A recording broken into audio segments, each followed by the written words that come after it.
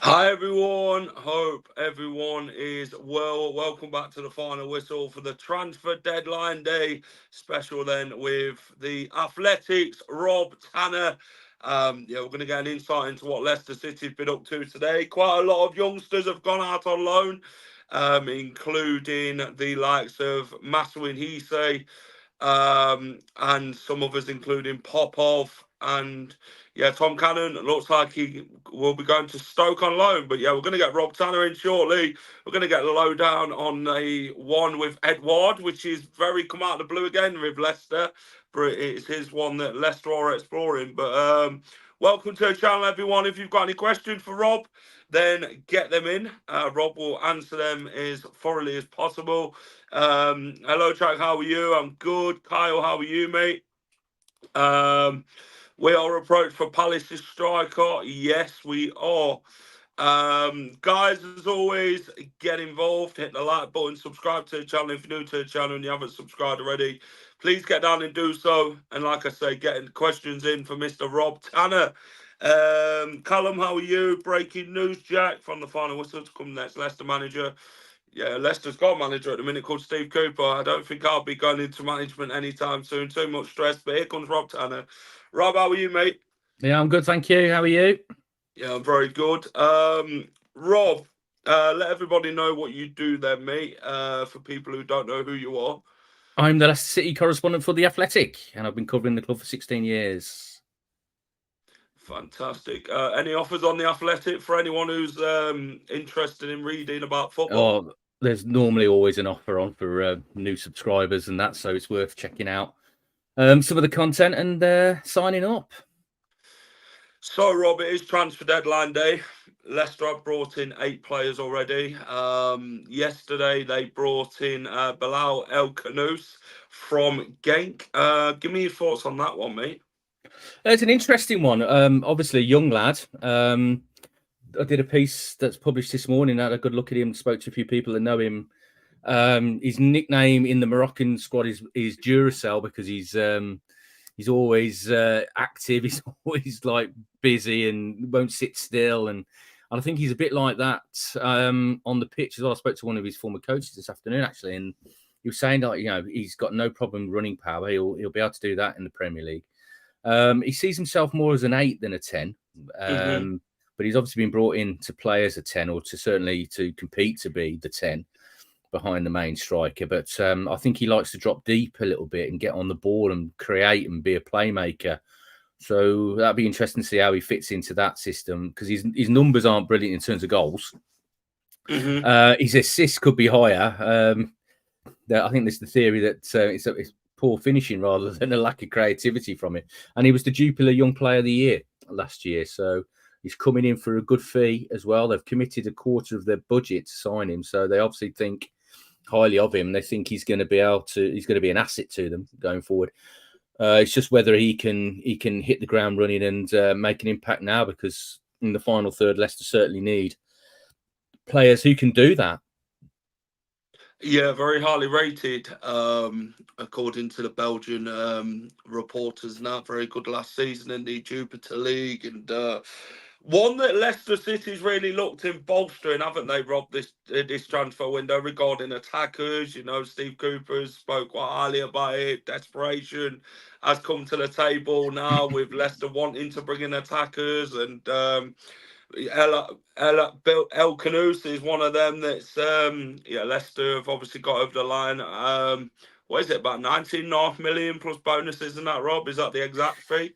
Yeah, roughly it's about that. There's a 15% sell-on clause as well in the deal, so they obviously feel that he's going to be an asset they can sell on in the future, and I think that's what, because they've tried for a while to get him. There's been a couple of bids going in. I think after the second one was rejected, Bilal actually refused to train and even cleared his locker. So determined was he to come to Leicester. So he's a strong character for a young lad, but I'm told he's brilliant to work with from the people I've spoken to. So hopefully he comes in and makes an impact straight away. He should integrate pretty quickly. He speaks good English. So yeah, let's see how the lad gets on. I mean, they've obviously committed a lot of their budget to that sort of midfield area, and now the attacking midfield area. I mean, Fatawu, 14 million, now Bilal, and Jordan Ayew. That deal was going to be worth nearly 8 million by the time all the bonuses are added on. So, you know, they it's not been a lack of investment this summer. Even though, if you look at the table of who spent what, Leicester will be certainly in the middle of the bottom half of the table. I mean, there's a lot of clubs that are absolutely going mad in terms of spending money at the moment. I mean, Ipswich have spent nearly double what Leicester have at the moment. That obviously they're coming from a different position to what Leicester were in. Southampton are trying hard as well with some deals, but all the way through the window, it felt like that, you know, they needed another striker with Kelechi going, and then Patson's injury. Jordan Ayew come in to cover numerous positions, but one of those, as we've seen, will be the number 9 position. And it looked like, I mean, going into today, a lot of the chat around the club was, you know, it's not looking great in terms of getting a 9 in, but we'll see what appears, what happens. Sometimes things can just fall on your desk late in the day, and you take a look at them. And I think that is the situation right now with Edouard, because I think Palace are working on incomings, and then they've got to get players out, because they don't, like Leicester, they don't want to be caught with too many players and somebody can't get registered that you still got to pay, because that's obviously not going to help your PSR issues. So I think that's where we are at the moment with the Edouard one. It's one they're looking at, and they'll see where it goes in the next couple of hours. If it looks positive and it's something they could do easily, they might decide to do it. But I don't think they'll be the only ones that will be looking around in the last few hours just to see if they can pick up any sort of like last minute deals that appeal to them, and that can be easy to do, because they don't want any more scenarios where we're going right to the wire on the deadline, because you know we know Adrian Silva, we know how you can get caught out in those situations. So, but a lot of things can happen late in the day if a deal doesn't happen, and then that kills a certain deal that you might be working on. I mean, Patson Daka to Bournemouth last summer was a classic example. Kiefer Moore was supposed to be going out. That created the room for Patson to come in. They had to replace Kiefer. That deal fell through. That meant the Patson Daka deal fell through at the last minute. So these things can happen. But it looks like now Palace have made it known to everybody that he's available for loan. And it's who wants him? Who wants to take? I mean, I know Edouard is somebody that they looked at very strongly before they signed Patson Daka. Before he went to Palace, there was a lot of interest in him.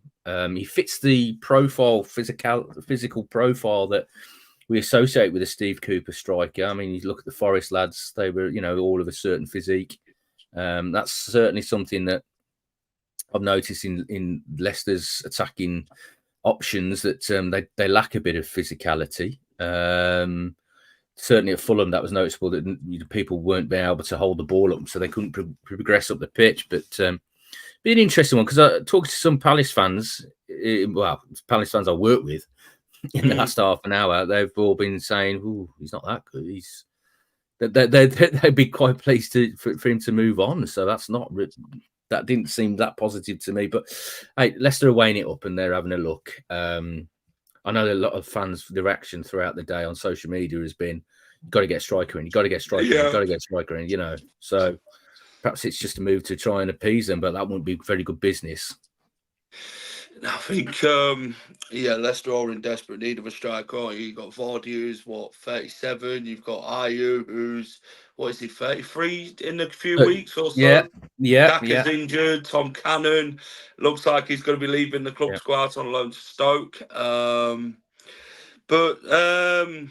Davano says, why don't they go for Jovic? Obviously, he's saying Ipswich have already gone for him. Broyer's another one, Rob. Broyer, I mean, Leicester, when we spoke last time, there was talk of Broyer, weren't they, with something that Leicester could potentially look at. But It's what sort of happened the finances, though. last time? It's finances, Jack. I mean, even though they've made a lot of cuts over the last 2 years, they've still got to operate within a certain budget. Otherwise, they're still going to have profit and sustainability issues.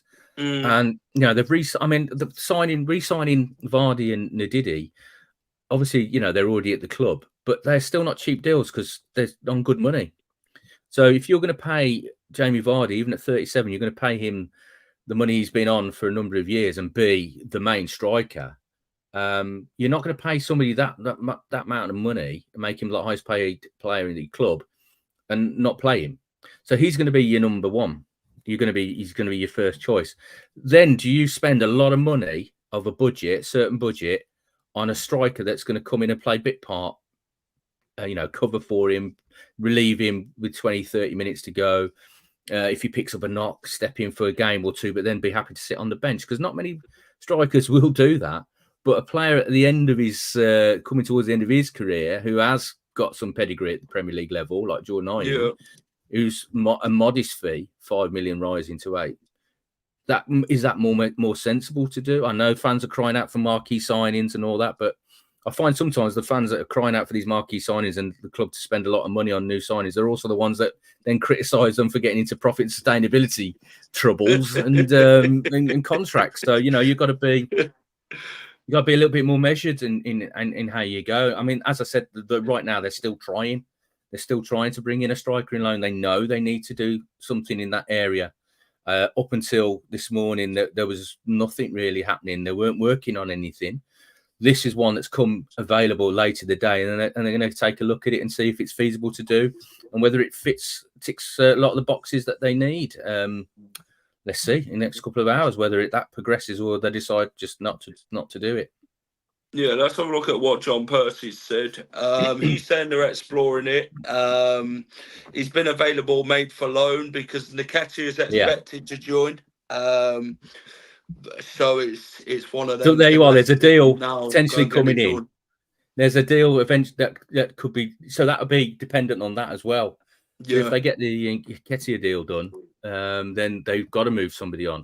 If that falls down, are they going to leave themselves short themselves? So there's a lot of variables at this moment. I don't think he really features in their long-term plans at Palace anyway. So let's just see what Leicester decide to do in the next hour or so. I mean, it's something they're going to have to weigh up pretty quickly.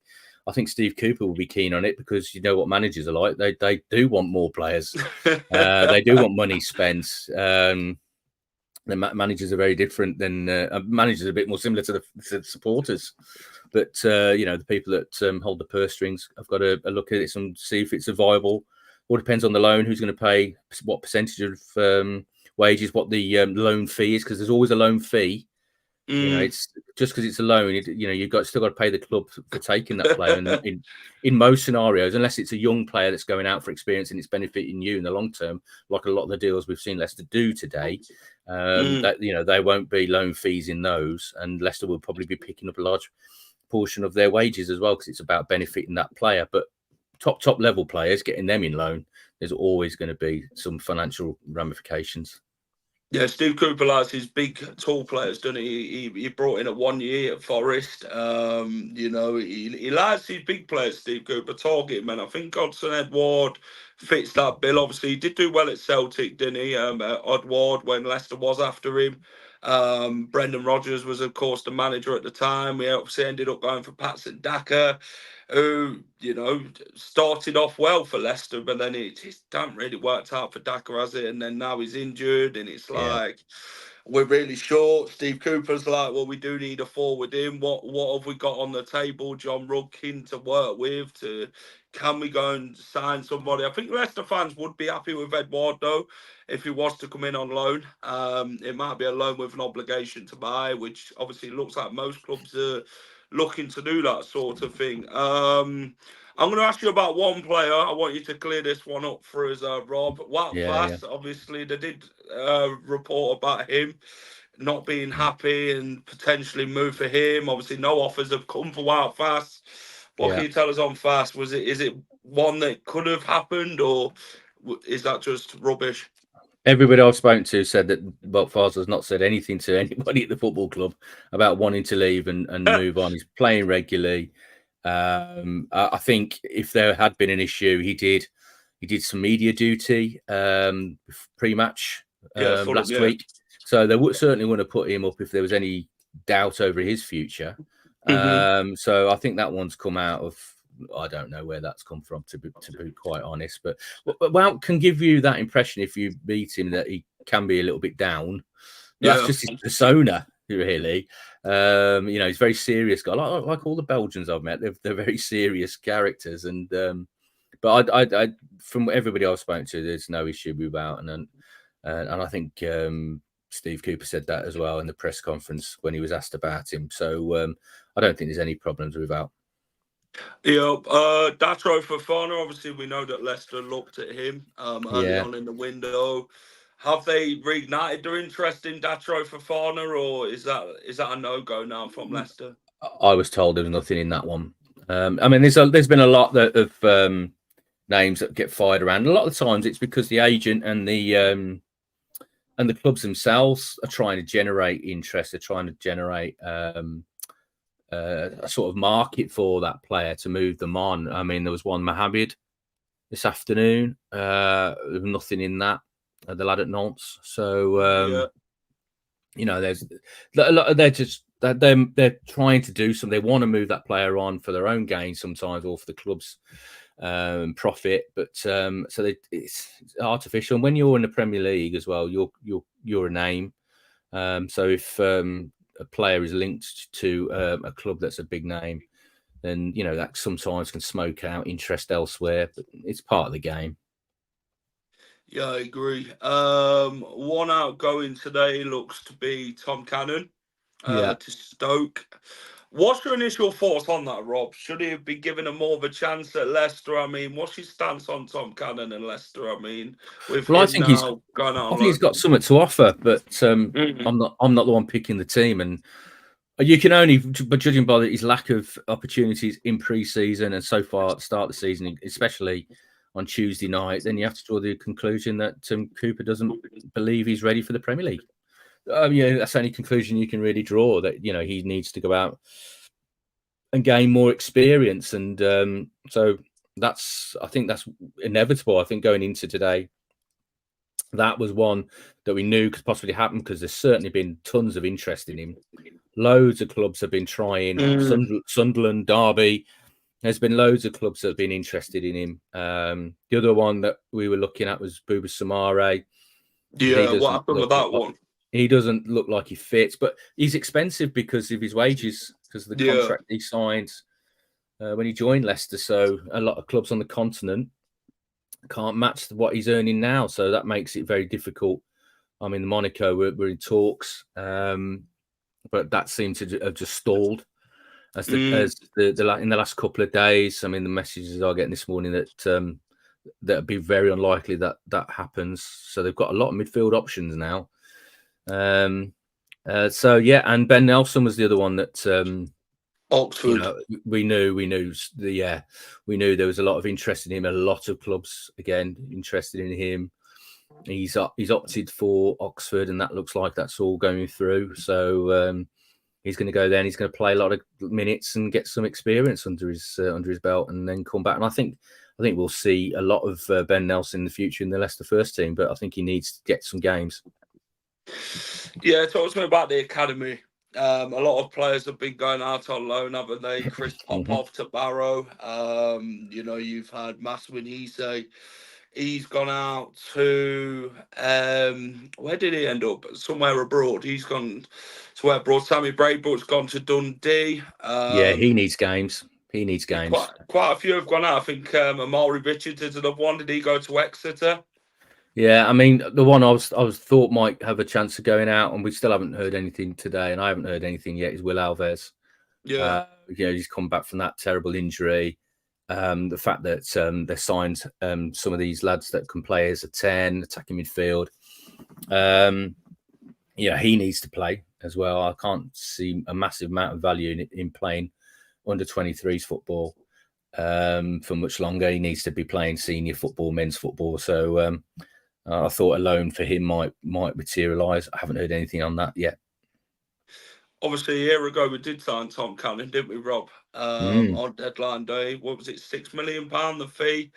There was one name that got mentioned today by John Percy, Armando Brozier.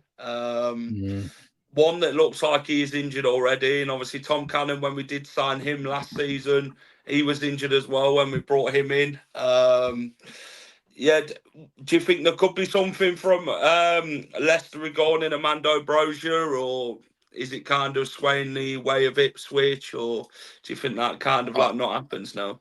I don't think. I mean, I don't. I think it's getting very late in the day now, and I think if they're going to bring anybody in on loan, it's going to be Edouard. But time will tell. I bet there's not long to go now, really. So it's in 4 hours. So we've got to get a move on if any of these are going to be viable. I mean, again, Brozier won't be a cheap one. No, are we getting a striker? We'll cover that door, I think. I think if they're going to do that one, we'll have to wait and see. They'll be discussing it as we speak, not only weighing up the figures, but also discussing with Steve Cooper whether he can sort of contribute to the squad. So, I mean, as I said, there is a desire for them to bring in a striker on loan. There has been for some time now, but there hasn't been. I mean, obviously they were very interested in Fotis Ioannidis at Panathinaikos, but that was getting very expensive because there was more clubs coming in for him, expressing an interest, and the asking price was going up and up and up and up, and at one point they had to pull away from that and think, well, where else can we reinvest that money? And obviously that's when they started to go for El Khannouss. So it's a different type of attacking option for them, but I just think they were reluctant to spend a lot of money on another number 9 when they got Vardy, and not have. I know you have to have backup for him, but to spend a lot of your budget on a player that might not be playing very often, they might have thought that's not a wise way of spending the money they've got that can and still operate inside PSR. Yeah, the thing is, Leicester in recent summer transfer windows and that, Rob, they've brought in the likes of Slimani, Anthony Musa, players like that. They've spent big money on these players, and it just hasn't seemed to have clicked. It's not been like you found out they're like a Jamie Vardy where they can score you goals. It's like they've really struggled to. And there was an element. There was an element of panic about the Slimani deal because obviously, as we all know, they were after Troy Deeney that summer. And there were several offers for Troy Deeney, and then that sort of just fell by the wayside, and he signed a new contract at Watford. So he did well out of that. But was he keen on Leicester though, Rob? I don't know. I don't know. But they were certainly after him with some offers. Whether he that was an opportunity for him to negotiate a new contract and improve his own personal terms, well played. But then and it was Claudio Ranieri that wanted Slimani, so they went and did the Slimani deal, but that never really worked out. Sounds like Ipswich are in Fred Ward as well. I mean, Ipswich are buying a lot of players, aren't they, Rob? I mean, they're gonna get caught with too many players if they keep going. That might be. I'm sure. As soon as Palace went right, okay, let's make it known that he's available for loan. There'll be a few clubs that'll be going, okay, we'll weigh up whether that's one we can do, because at this late stage, if you're looking for more firepower to your attack or a different option to your attack, a loan for a player like that will be one that you will consider, I should imagine. But I don't, if there was, we'll just have to wait and see how many clubs are in for him and which one he would pick and who want to do the deal.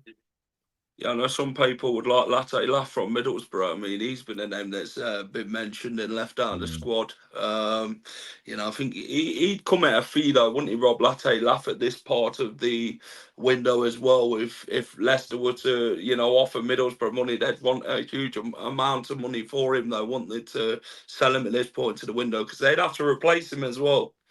Yeah, exactly. I mean, if at this stage, you're only going to really get players that clubs want to move on. Yeah, loan them out. Then I mean, as you see with the Mark Gay situation, that Palace don't want Danny to sell Ings him. type of player at West Ham want to move on. Yeah, it's only really players that are genuinely available.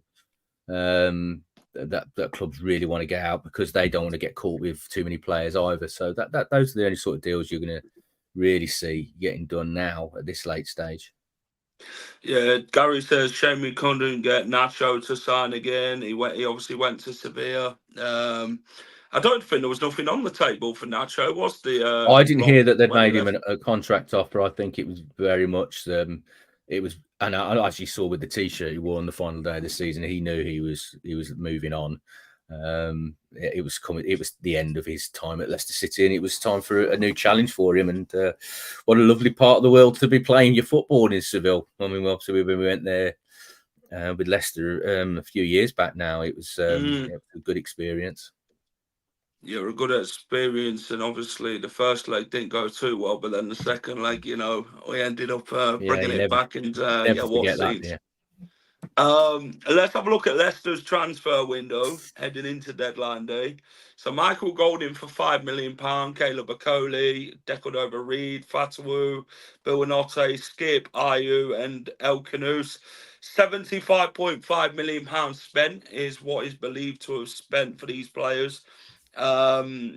What's been your thoughts on these players, Rob, in their start to the season with Leicester and that? I mean, what's been your thoughts? Obviously, Michael Golding's been more into the under-23s, hasn't he? Obviously scored today against Fulham, but what's been your thoughts on the others like a Coley and that?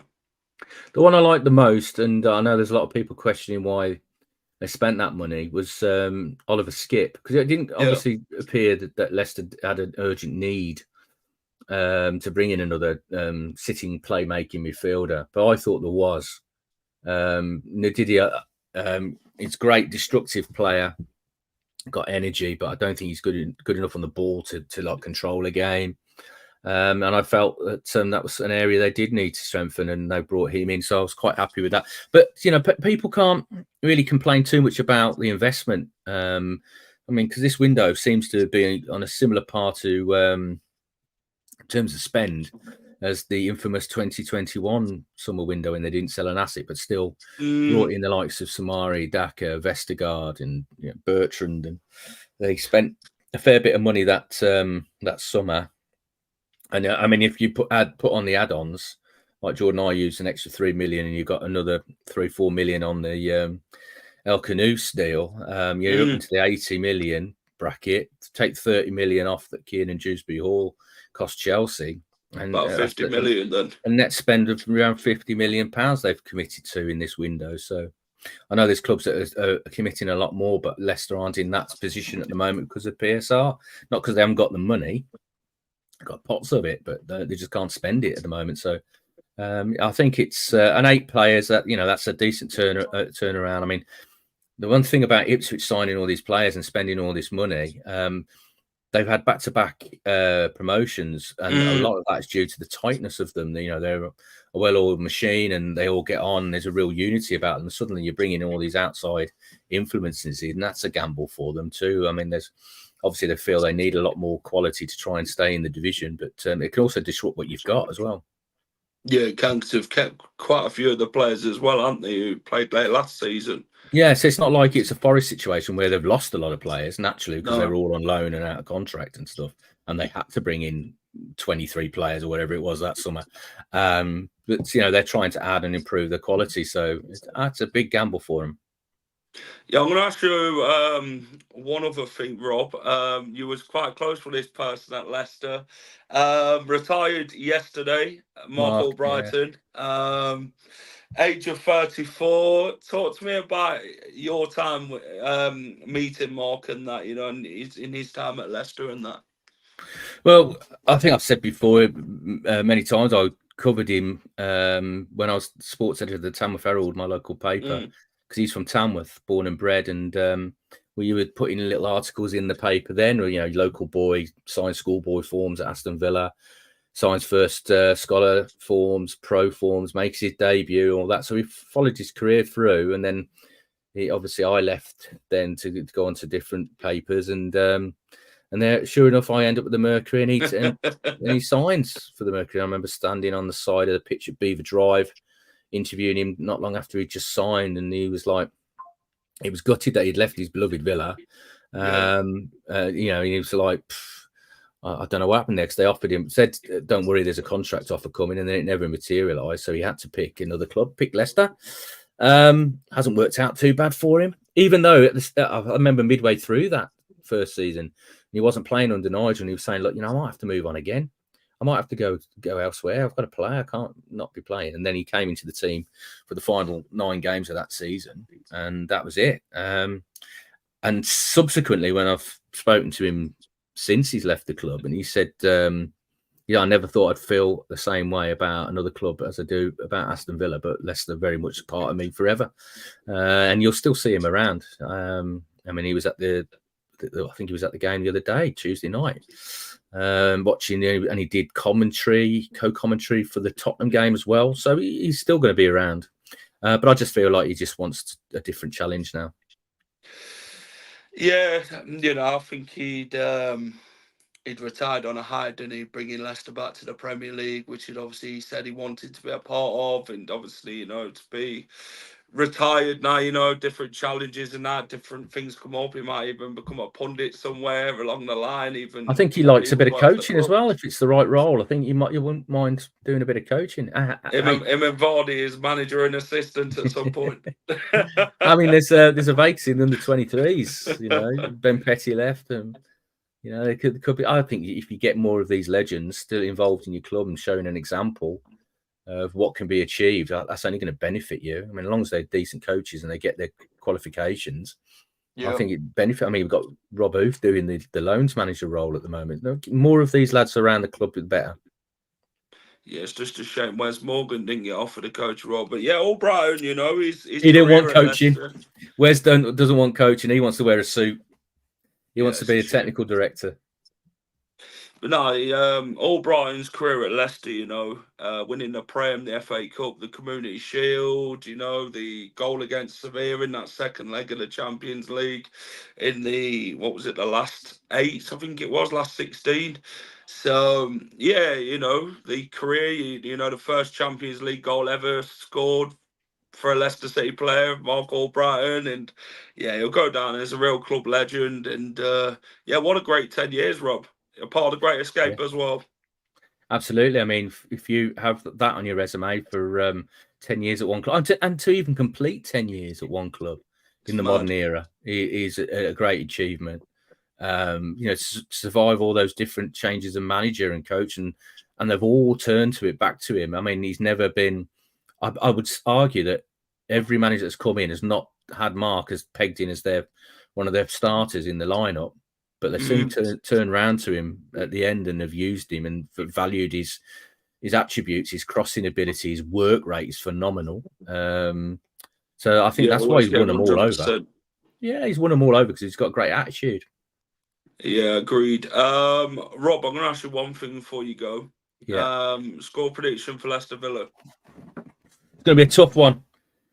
They're coming off the back of a defeat to Arsenal at home. They've had their own issues in pre-season, but the Champions League as well. They'll have some distractions. It's going to be an opportunity for Leicester.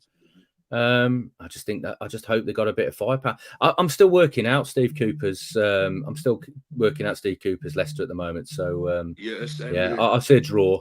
Yeah, I'll take it. Okay. Rob, thanks for coming on, mate. Yeah, I will let you now go and make Mrs. T's dinner. I've got a phone call, so I better go. Right. Then I appreciate it. Cheers, Rob. Bye. That was Rob. Hopefully he's on the phone to hearing about another striker coming to Leicester City, but we'll see. Thanks to Rob for coming on as always. Guys, if you've enjoyed the stream, hit the like button, subscribe to the channel. If you're new to the channel and you haven't subscribed already, please do so. It would help me out massively. We are back tonight at 8 o'clock for the match preview as Leicester take on Villa, the return of Youri Tielemans. We will be talking to for the love of Paul McGrath podcast, the Aston Villa podcast, will be joining me to preview Leicester versus Villa. And yeah, what a tasty game it's going to be at the King Power Stadium. A tough game, of course, but we never know with Leicester. Maybe we can pull some out of the bag. But yeah, thank you for watching. Really appreciate everyone's time. And yeah, see you at 8 o'clock. Up the Foxes. Take care, everyone, and keep it at the final. Hi all, thank you for watching The Final Whistle. If you enjoy all our content, please remember to smash a like, share and subscribe to the channel.